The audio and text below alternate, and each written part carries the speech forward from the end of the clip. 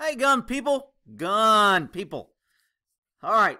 So, I keep hearing, who's this James Yeager dude? James Yeager. Who is he? I don't know what's going on. All right. So, I did some reading, did some research, and put together a few things here to try and talk about this guy. So, I didn't know who this guy was. I did the video on that something active response, whatever his range is, where I saw those guys walking from the range, and everybody goes, "That's James Yeager." And I go, okay. I said, I think that's the dude that got banned from YouTube, and everybody said I should be supporting because he's a patriot. Well, I didn't know who he was. So I did some research. Here's the video that was taken down real quick on kind of what he said, so you have a kind of context on where he's coming from and my take on what he's saying. I just got a news update. Today is the 9th of January 2013, that Vice President Biden is asking the president to bypass Congress and use executive privilege, executive order to ban assault rifles, to impose stricter gun control. Fuck that. I'm telling you that if that happens, it's going to spark a civil war, and I'll be glad to fire the first shot. I'm not putting up with it. You shouldn't put up with it. And I need all you patriots to start thinking about what you're going to do. Load your damn mags, make sure your rifle's clean, pack a backpack with some food in it, and get ready to fight. I'm not fucking putting up with this. I am not letting my country be ruled by a dictator. I'm not letting anybody take my guns. If it goes 1 inch further, I'm going to start killing people. Okay, so, booyah, hooray, whatever. Look, I got no problem with what the guy said. Are they going to come and take my permit now, or try to come after me? Evidently, I read somewhere, and I couldn't find a whole bunch, that Homeland Security supposedly flagged him or did something, maybe started an investigation. Is he really threatening? He didn't say he was going to go kill the president. He didn't make any threats to any specific person. I mean, he's exercising his right to free speech. Big deal. People get all offended and want to start crying and calling a guy crazy. Some lady in this other interview I found ends up interviewing him like, "Don't you see how that makes people nervous?" Are you freaking kidding me? If you heard what cops talked about while we were loading up in a van about to go do a high-risk warrant, and we're going to if you heard the things that we said, you'd be a lot more scared than what this guy said. I guarantee you. Look, I got no problem with supporting the Second Amendment. Our founders knew it was the most important. It's very clear. Shall not be infringed. I mean, if you ran around now, you would think that immigration was in the Constitution and it said immigration shall not be infringed. Because the damn left protects immigration a hell of a lot more than they protect the Second Amendment. But I digress. I'm going to try to stay on this Yeager dude. All right, so here's what he says here. And evidently there's this website that, you know, there's just all kind of guys wanting to hate on this guy. I mean, they're just talking about tactical training, and he was a chief of police, but there was only 2 cops, and he was fired because he didn't get... Well, you know what? When chiefs of police stand up for rights, usually liberal, wimpy politicians don't like it, and they usually get rid of them. If a chief of police is keeping his job, that ought to concern you more than a chief of police that stands up to the administration and loses his job. But, I mean, this guy in here, and you can pause it, read if you want. I mean, they're just all over this dude. And then this same website did another one here. Again, sometimes I do this because some people want to read it. So I'll just kind of go through and you can read it if you want to. And the same website did something about Department of Homeland Security supposedly is investigating him. Whatever. Look, I don't have a problem with what the guy said. So evidently, after all this hit the fan about him making a comment that they're not taking his guns, everybody started interviewing me, seeing NBC, CNN, whatever. Somebody's interviewing him in his house.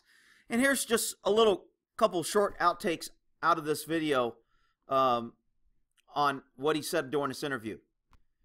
So this lady is kind of baiting him, probably some liberal left-wing snowflake trying to make it seem like, "Oh my God, I'm so scared of you. You said you were going to kill somebody." Oh, be quiet, you big crybaby. So she starts out the interview. Right here ought to be a clue that she's not friendly at all. That have gotten a lot of people upset about talking about killing a lot of people. I didn't say kill a lot of people. I said I'm going to shoot some people. Okay, why did you say that? What would George Washington do? What would Thomas Jefferson do? It is our civic duty as citizens of this country to respond to treasonous and tyranny. I got no problem with that at all. I'm with the guy. There's a lot of people, I'm going to show, a lot of people are saying this guy was a coward, and when he was in Iraq, he talks about he was in Iraq and he got ambushed. Well, I've got some ambush footage of it, and I've got the after action report, and I've got some links to where people can read what they want. And, I mean, look, the guy's a patriot in my book. He's standing up for the right things, and he's getting a lot of unfair heat.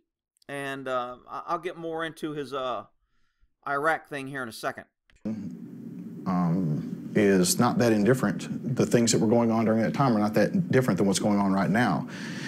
Abiding citizen, but I expect my constitutional rights to be left in place, and they have been eroded and eroded and eroded, and I've drawn a line in the sand.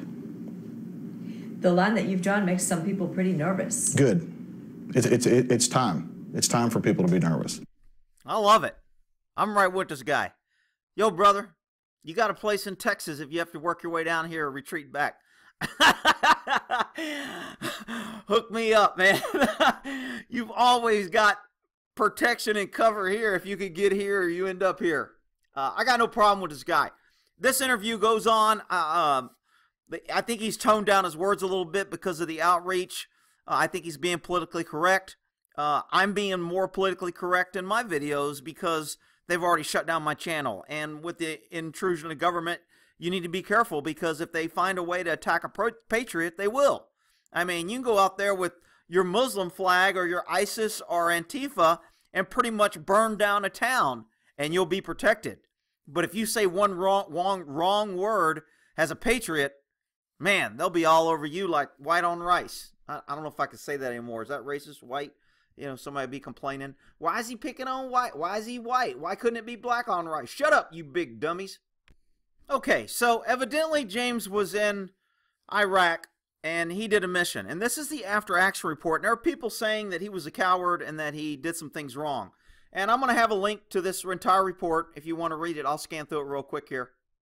Ooh, he's going too fast. I'm going to get sick. Ooh, that's too fast. All right, so the whole thing is on my website. I'll put a link to it. There's also a link to explain some IEDs. But so in this after action report, basically he said he's doing an operation with these guys. Just to kind of give you some background before I play this video. And there was 3 vehicles involved.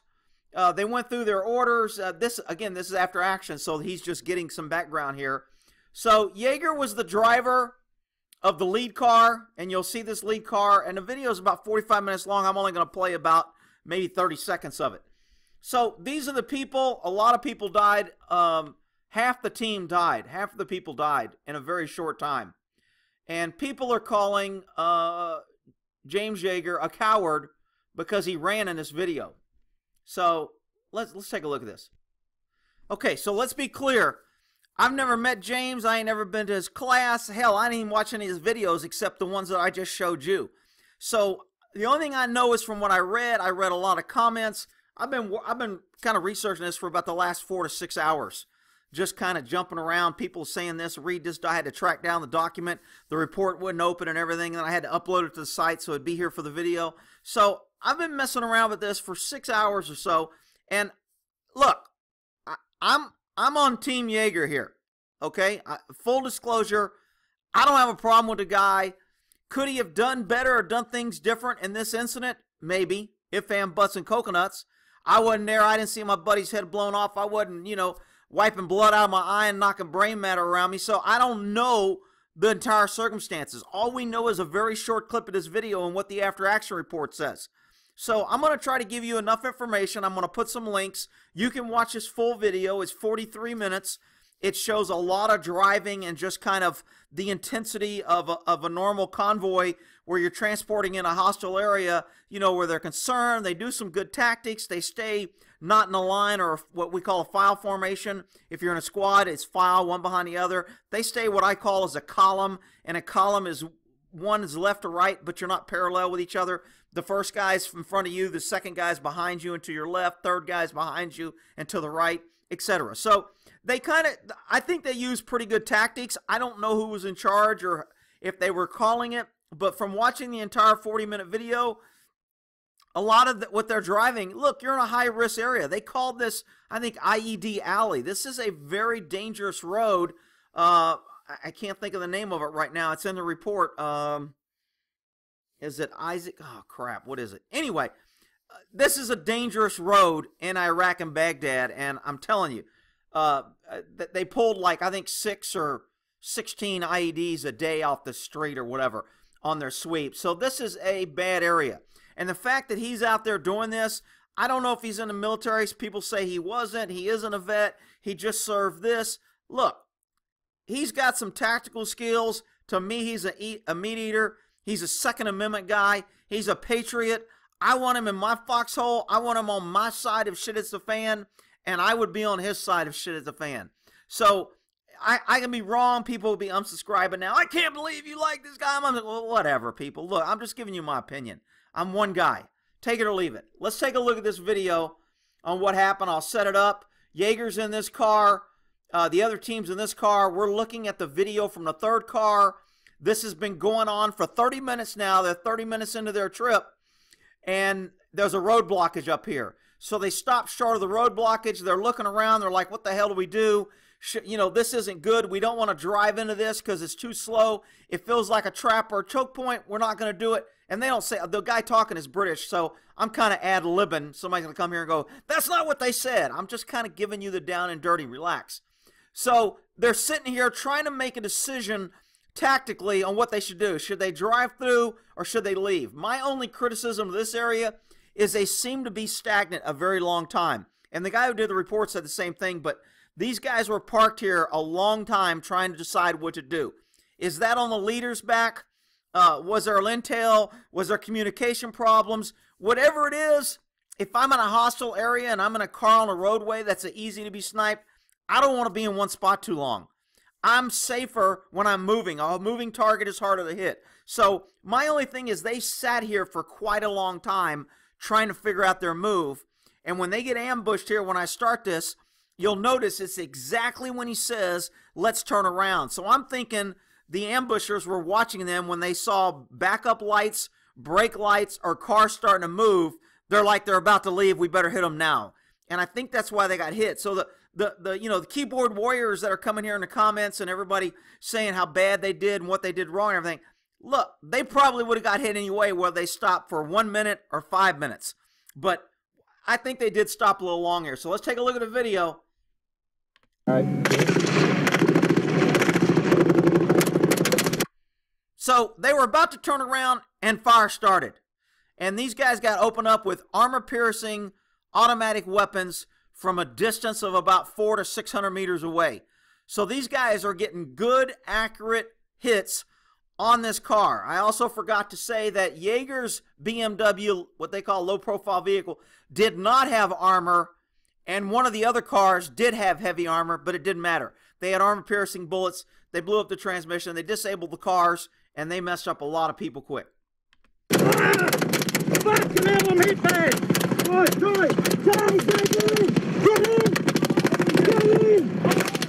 You notice one guy got out of the car and he's returning fire. I don't know if he got out of the back. I don't know if he was in the passenger.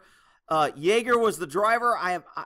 But you'll see him in a minute. He runs from here and lays down right here on this alleyway here, or on this little levee. There he goes. So this is Yeager moving across the street. Now, I thought when I first saw this, he was returning fire over the rear and took turn fire. He went to go take cover. And again, I'll have the report linked to it. So here he goes, across the street. A lot of guys are hit. There's a guy down here. This dude in the car that's filming said he was hitting the femoral artery. Everybody that was hit, one guy who was hit in the head, he was dead immediately. A couple guys in the hips. Again, these guys lost half their freaking team while they were about to turn around in a high stress, high dangerous, volatile area, and they got ambushed. So for everybody that wants to say how bad they did and what they should have done and what they would have done had they had their G.I. Joe clothes on and out there, I'm telling you, man, when shit hit the fan, things happen. fight or flight. You'll notice all these guys' breathing goes up. They're all in fight or flight. They're getting tunnel vision. They're confused. They've got their buddies bleeding, hollering for help. They're still taking rounds. They're still trying to survive. Look, people are calling him a coward because he ran across the street. I'm not there. I'm not there at all.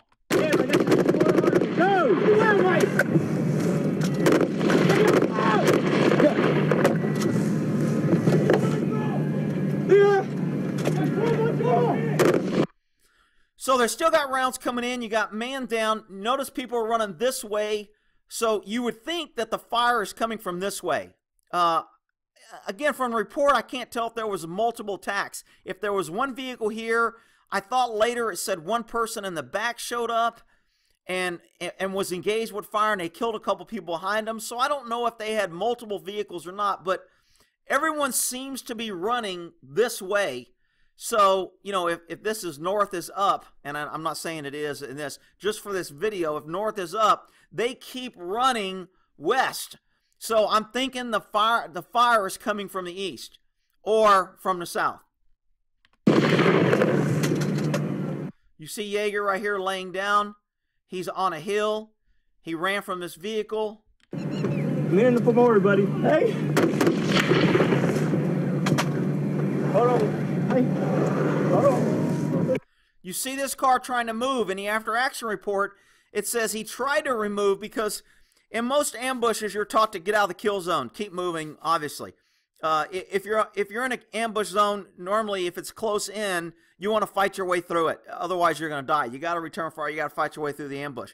On a long-distance ambush like this, you can't push through it. If you charge an automatic weapon at a long distance and try to push through an ambush, you're going to get killed. You're going to get chewed up. So I don't have a problem with taking cover and getting away from a bullet magnet, which are these vehicles, which are obviously the targets for these guys who are shooting, because that's what they're shooting at. That's what they're hitting. That's where the injured are. Do you want to stay by a vehicle? I don't think you should. I don't think you do. So him running was a tactical decision to get away from a vehicle. I mean, look, if you got incoming rounds coming in at a tank and you know that they just spotted you, I don't know if they still do that anymore. They used to range it with a little bullet. They probably all technical now. They don't do that. But when you hear a tink on a tank and a bullet hits it, that means you're range. You better get the hell away from that tank because it's going to be up in flames in a couple seconds. Again, that may be a little old school for some of you guys. It's probably more technical now. But anyway, let's keep going here. He tries to leave. You see a big puddle of fluid here. And the after action report evidently hit the transmission and the car couldn't move. So he went as far as he could go. Another thing in the after action report, they kind of dogged, I don't know if they dogged him, but they kind of blamed Yeager or kind of threw him under the bus a little bit, saying instead of leaving the kill zone, he initially tried to go to the kill zone, but the car was in neutral and he set the handbrake, so the car wouldn't move.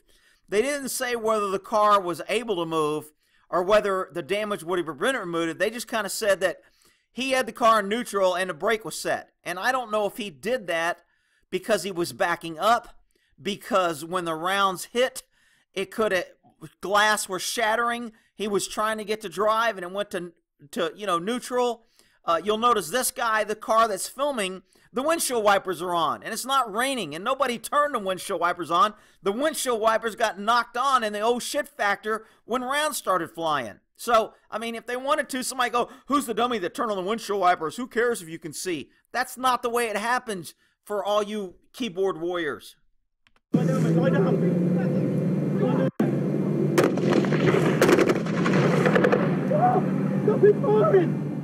Okay, so they're still taking rounds. This guy moved up. This guy went over. If I had to probably say, and again, I wasn't there, but if I had to pick something bad about Yeager, it kind of looks bad that he is the only guy laying down behind cover while other guys are engaged in either life-saving, moving, or something. They're still taking fire, though. If he runs out here and gets shot, he does nobody no good. People will be like, oh, well, at least he was trying, and he get. Now, look, man. A sniper takes out one guy in the middle of the street and you want to go help him, he's just going to take you out. Sometimes you just got to leave a guy out in the open.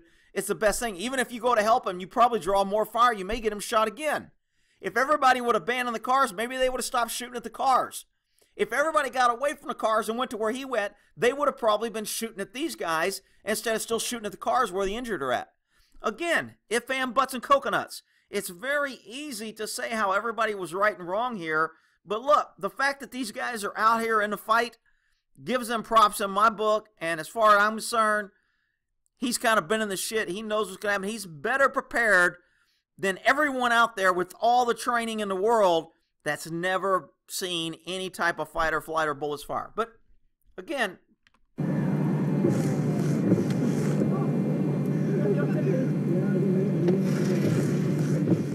they're deploying smoke. Obviously, smoke is going to cloud the vision. Since he's deploying smoke this way, again, that tells me that the rounds are coming from this area. You want to deploy the smoke between you and the enemy so the enemy can't see you. Or if they do shoot, they have to shoot through the smoke, and they can't get good, clear target pictures on their targets on what they're shooting at. So you get smoke out there. And I guess that's according to their SOP. They're supposed to deploy smoke.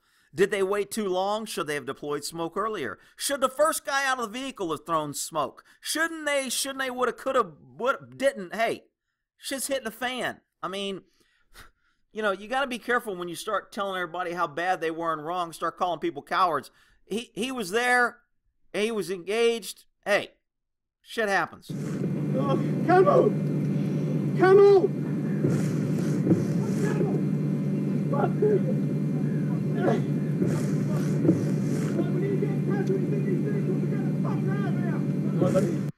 Okay, I agree with that guy. I don't know who said it, but he said, let's get the fuck out of here. That guy's got my vote. Let's go. I think the vehicle's brought up. Cover me, mate.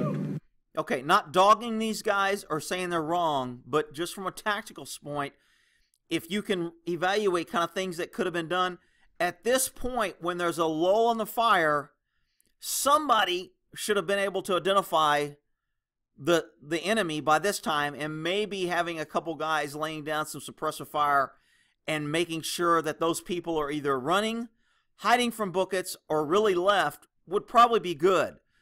It seems like kind of everybody just goes straight to life-saving. I can't see if anybody's covering. I can't see if they've really, you know, if they're ready to respond for any type of fire. I don't know what Yeager's doing over here. Is he shooting? Is he not shooting? Is he ducking? Does he have sights? Is he taking... Again, a lot of that isn't clear. Cover me.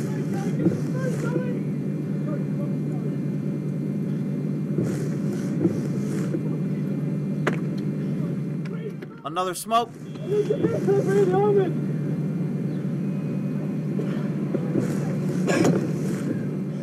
See, when bullets aren't flying and you're not in immediate thing, things start happening and you start kind of getting back in a fight and start moving around.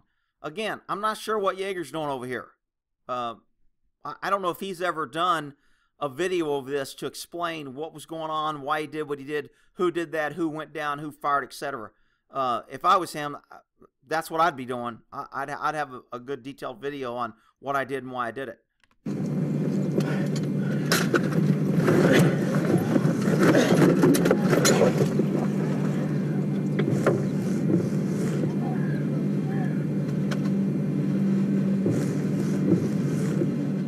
Okay, some safety sallies out there. That guy should have eye protection, and he should have his helmet, and he should be... Shut up, you freaking keyboard idiots.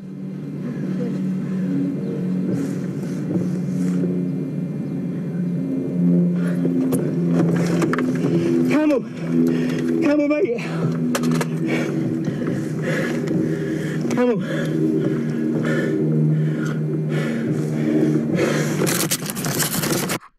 Okay, so we lost camera there.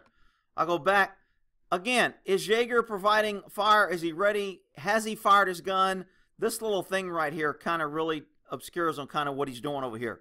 So it's hard to say why he was over there, what he's doing, what he's thinking, what his thought process is. Everybody can be the own judge. Let's look at the after action report. Before I forget, if you need to go, thinklikeacop.org. If you go to my website, there ain't no ads. I ain't getting no money, so don't be thinking I'm trying to plug it. I'm just putting shit out there so it's available. So you go down here to these little areas right here, and I've got Yeager ambush report. So if you click on that, it'll bring it up. Here's a little thing on some IEDs and photos of some IEDs in case to get everybody up to speed on that. Okay, so they're on Route Irish. That's the term I was trying to speak of. This BIAP road is the main road that runs in between Baghdad and I think the airport. I think it's the East Road, but I'm not sure. I could be wrong. I think I did. Hang on. I think I did a little. There's a little shortcut that explains what route they were on and how dangerous this road is. So if you want to pause this and read it, this basically describes what this route, East Road along South Baghdad. So if you want to read that, you can. Here it says they remain static from 12 to 12:10. This was when I said I thought they sat there for a long time. When they were sitting there and I was watching the video, I was like, dude, why are you sitting in the same spot for so long? And again, coordination, radio problems, replanning, rally points where they're supposed to go back. What should they do? Do they need approval? All kind of things could be happening in those 10 minutes. But I just thought it was a long time. And, of course, at 12:10, they were engaged with heavy automatic weapons fire, etc. And when it first started, all three vehicles sustained casualties right away during the initial burst of gunfire. So, I mean, this was a shit sandwich, man, that was not good. So here's where they kind of throw James on the bus. James attempted to drive out of the kill zone, was unsuccessful as Yeager had taken the car out of drive, placing it in neutral and setting the emergency handbrake, which prevented him from driving off from the kill zone in the open stage of the contact. So I'm not sure if they're saying he should have just bailed on the whole team and left, or why it was in neutral. They don't really, I mean, I'm thinking they probably did a debrief and interviewed this guy. Why didn't they ask him, how did the car get neutral and why'd you put it in there? And why didn't you take it out? And why did you take, I mean, so this report is not real clear. As an investigator, I've got a ton of questions in this report. Okay, so it sounds like here in this part, Yeager fell to the rear of the vehicle in order to return fire and engage the enemy. According to Yeager, he could not tell or identify enemy forces, thus he attempted to suppress fire. So he was firing over the rear of the car. Like I thought, somewhere they were saying he just got out of the car and ran. I thought when I saw it initially, and everybody can make their own opinion. Again, this is just my opinion. So it looks like in the after-action report, they're saying he couldn't see enemy force. He attempted to lay down suppressive fire. Basically, what that means is, hey, I'm going to throw out some bullets. I'm not sure where they're coming from, but I might get lucky, and at least I'm in a fight, and at least I'm trying. So, I mean, to shoot in an area and not know, some people were talking shit about that. Why would you shoot if you couldn't see the enemy? Because you can hear and your other senses, and naturally you just return fire. So I don't have a problem with him shooting at an area and not necessarily knowing exactly where the enemy's at. He's trying to react and stay in the fight and lay down some suppressive fire. I don't have a problem with that. So after he fired, I don't know, 15, 20 rounds from his AR M4, he broke contact from the rear of the vehicle and maneuvered to the median. Now, this is where they're saying he's a coward, because he broke contact and ran away. Look, people, I'm telling you, you don't want to hang around a bullet magnet when you know bullets are coming at that magnet. It's just not smart. And it's easy to say, well, you don't leave your buddy, and he could have helped, and he could have. If he gets shot, that just puts another body by the bullet magnet. I mean, I got no problem with him leaving a clear target that's taking active fire and moving to a position where he had cover and a better place to where he could actually engage the enemy, take cover, stay alive, assess the situation. I don't have a problem with him running. Some people say I'm wrong, but that's okay. So this is the meat and potatoes as far as I'm concerned. Given the nature of the violence action executed enemy forces, volume of enemy fire, 2 automatic guns with armor-piercing ammo, that's a pretty heavy-duty adversary.